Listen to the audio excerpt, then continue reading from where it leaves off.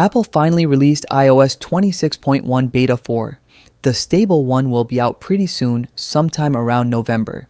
This version of iOS 26 brings some massive changes, so let's have a look at them. The update is around 12 gigabytes in size and the build number is right here that you can check out. Before moving on, the link for this highly requested wallpaper is down in the description, so check it out from there. And also don't forget to subscribe as I'll keep sharing more cool stuff soon. So, the first major thing that we are getting with this update is the liquid glass toggle. Around 6 months after the launch of iOS 26, Apple finally introduced a setting to change the intensity of liquid glass. Liquid glass was loved by many, but at the same time it was hated by a lot due to poor visibility, especially when a bright wallpaper was used. But now, Apple is giving users the option to dim down that liquid glass. In settings, just tap on display and brightness, choose liquid glass.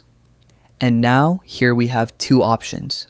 The first is clear, which many of you are already using on iOS 26 right now. But when I tap on this tinted option, you can see that it becomes a bit darker in case of dark mode, and when you're using light mode, let me change it to light mode. The liquid glass becomes more frosted. So this is something interesting to see. This is not Apple's usual design language. They don't give users options to customize like Android, but now they're opening the doors more and more with every new update. To be honest, it looks a lot like when you turn on reduced transparency mode. I'm a fan of liquid glass, so I'll definitely not be using this tinted glass option. Many people are still demanding that Apple should introduce a liquid glass slider.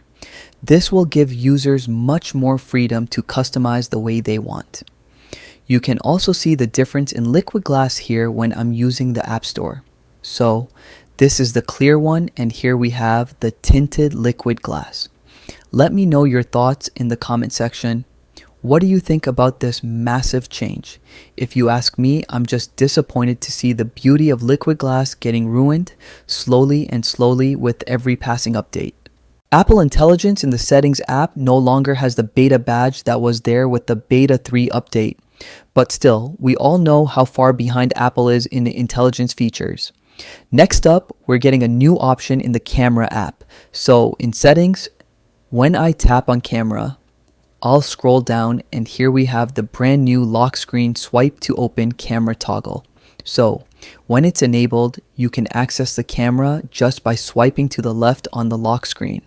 And when you turn off this option, you can no longer access the camera by swiping to the left on the lock screen. I really hope Apple adds an option so we can add any app that we want by swiping to the left directly on the lock screen. So those were some big changes with this version of the iOS 26.1 update.